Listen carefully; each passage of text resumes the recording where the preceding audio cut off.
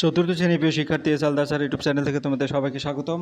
আজকে তোমাদের জন্য একটি নতুন ভিডিও নিয়ে এসেছি। বৃত্তি পরীক্ষার আসা গণিত প্রশ্ন 2018 এই প্রশ্নটি আমি বিশ্লেষণ সহ সম্পূর্ণ সমাধান দেখাবো।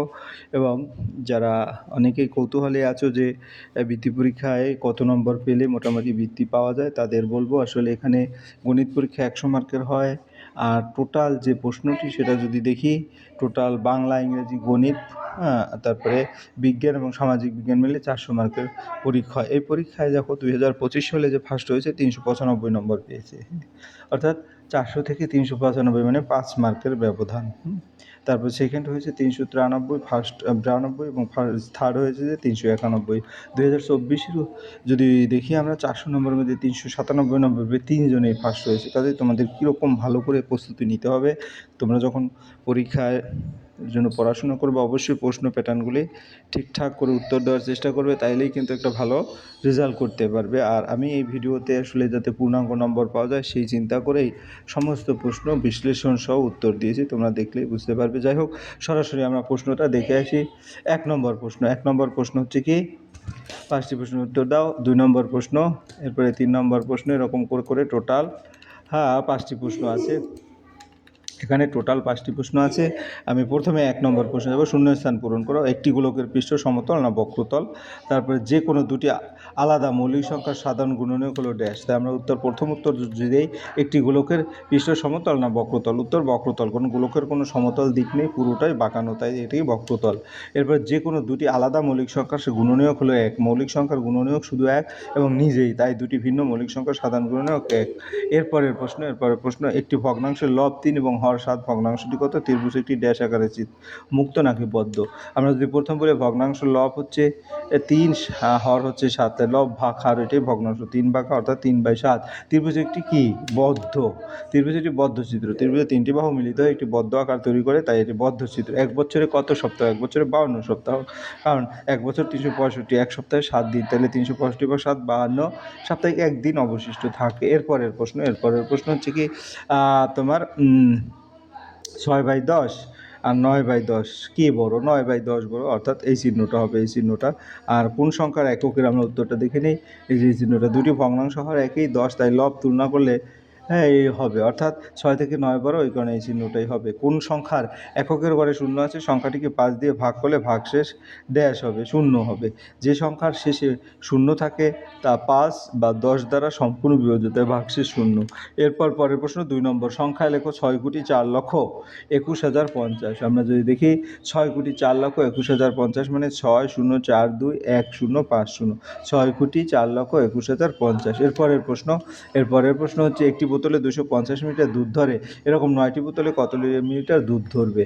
যদি 2 লিটার 250 মিলিলিটার, তা একটি বোতলে ধরে 250 মিলিলিটার, 9টি বোতলে ধরবে 250 গুণ 9, অর্থাৎ 2250 মিলিলিটার। 1 মিলিলিটার 1 লিটার, তাই 2250 মানে 2 লিটার 250 মিলিলিটার।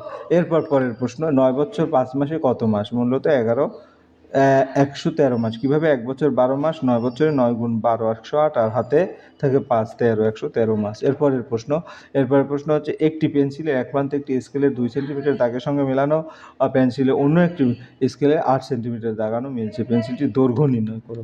তাহলে আমরা যদি দেখি 6 সেন্টিমিটার, কীভাবে? আসলে বিয়োগ করলেই হবে। আর আমরা যদি এটাকে ফুললি দেখানোর চেষ্টা করি, ধরো এই যে একটা টোটাল আছে, এখানে 2 সেন্টিমিটার, তাহলে আমরা যদি বলি 1 2, অর্থাৎ এই জায়গায় দাগ টানা আছে। তারপরে আবার আছে 8, 3 4 5 6 7 8, অর্থাৎ এই জায়গায়। তাহলে এই 2-এ দাগ টানা আছে, 8-এ দাগ টানা আছে, তাহলে মাঝখানে কয়টা ঘর? 1 2 3 4 5 6, আর বিয়োগ করলে 8 থেকে 2 6 সেন্টিমিটার। এরপরের প্রশ্ন তোমার পরের প্রশ্নটা কি বলেছে? পরের প্রশ্নটায় বলেছে যে সমান 10 ভাগের 3 ভাগকে সামান্য ভগ্নাংশ দশমিক ভগ্নাংশে প্রকাশ করো। তাহলে সাধারণ ভগ্নাংশ 3/10, দশমিক ভগ্নাংশ 0.3, ব্যাখ্যা 3 ভাগকে 10 দিলে 0.3। এরপরে পরের প্রশ্ন, যৌগিক সংখ্যা কাকে বলে? 2টি উদাহরণ দাও। যৌগিক সংখ্যা, যে সংখ্যার 1 এবং নিজে ছাড়া আরও গুণনীয়ক থাকে তাকে যৌগিক সংখ্যা হলো। উদাহরণ 4 8। হ্যাঁ, 4 এর গুণনীয়ক হচ্ছে 1 2 4 এবং 8 এর গুণনীয়ক হচ্ছে 1 2 4 8। এরপর পরের অঙ্ক হচ্ছে কি 42কে মৌলিক উৎপাদকে বিশ্লেষণ করো। তো 42 মানে 2 গুণ 3 গুণ 7 কীভাবে? 42 ভাগ 2 21, 21 ভাগ 3 7, 3 7 21, 7 21 7 অর্থাৎ 2 3 7। এরপর তাই মৌলিক উৎপাদক 2 3 7। এরপরের প্রশ্ন হচ্ছে 3 নম্বর, 4 অঙ্কের বৃহত্তম ক্ষুদ্রতম সংখ্যাগুলোর বিয়োগফল নির্ণয় করো। তো 4 অঙ্কের বৃহত্তম ক্ষুদ্রতম সংখ্যাগুলোর বিয়োগফল বলেছে, তাইলে 8 9 9 কীভাবে? 4 অঙ্কের বৃহত্তম সংখ্যা 4টি 9 এবং 4 অঙ্কের ক্ষুদ্রতম সংখ্যা 1 লিখে 3টি 0, তাই বিয়োগ করলে দেখা গেছে 8 9 9 আসে। এরপরের প্রশ্ন, একটি দড়ির দৈর্ঘ্য 19 মিটার 20 সেন্টিমিটার এর 2/5 অংশের দৈর্ঘ্য কত নির্ণয় করো।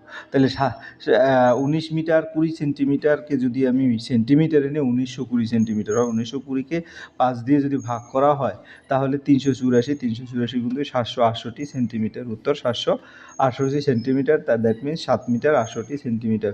এরপরের প্রশ্ন, তোমার ক্লাসে 35 জন ছাত্র আছে, ছাত্রদের গড় বয়স 10 বছর 1 মাস, তোমার ক্লাসের ছাত্রদের মোট বয়স নির্ণয় করো। আমরা যদি দেখি তাহলে কীভাবে? 10 বছর 1 মাস, আমি আগে উত্তর দিয়েছি, উত্তরটা পরেও লিখতে পারো। 10 বছর 1 মাস গুণ 35, তো 35 গুণ 10 350 বছর, আর 1 গুণ 35 মানে 35 মাস, 2 বছর 11 মাস হয় তাতে, অর্থাৎ 35 আর 2 সেটা হবে 37 বছর, ঠিক আছে?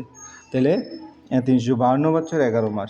পরের প্রশ্ন হচ্ছে কি, তোমার স্কুল শুরু হয় 10টা 30 মিনিট আর শেষ হয় বিকাল 3টা 15 মিনিটে, তোমার স্কুল কতক্ষণ হয় নির্ণয় করো। তাই 4 ঘন্টা 45 মিনিট। কীভাবে? 3টা 15তে যদি PM শেষ হয়, 15টা 15, এখন 15টা 15 থেকে 10টা 30 যদি আমি বাদ দিই তাহলে দেখা গেছে তোমার 4 ঘন্টা 45 মিনিট, 4 ঘন্টা 45 মিনিট।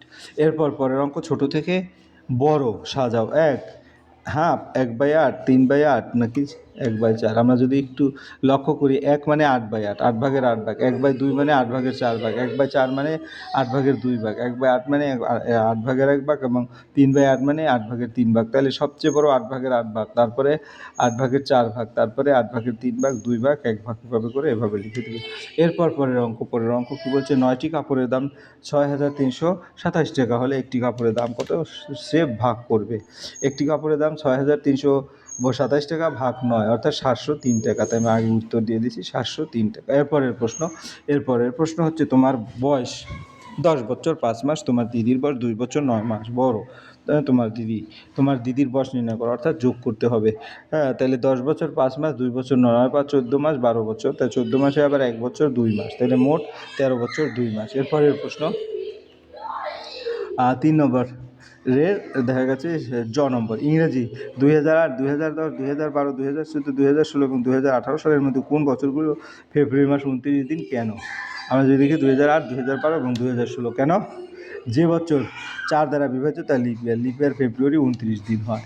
হ্যাঁ, তাই 2008কে 4 দিয়ে ভাগ করলে পূর্ণ সংখ্যা, 2012কে 4 দিয়ে ভাগ করলে 2016কে 4 দিয়ে ভাগ করলে পূর্ণ সংখ্যা, তাই এই বছরগুলো ফেব্রুয়ারি মাস 29 দিন।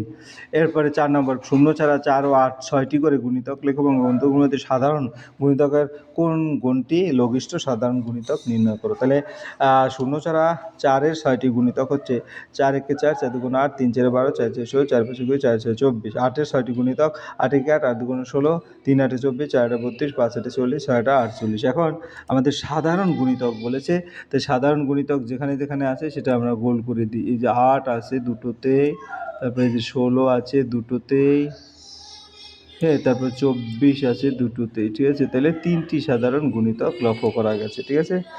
অর্থাৎ সাধারণ গুণিতক 8 16 24 এবং লসাগু হচ্ছে 8। এরপর পরের অঙ্ক যদি আমরা দেখি, পরের অঙ্ক কী বলছে? তোমার ব্যাগে কি আছে? তোমার ব্যাগে হচ্ছে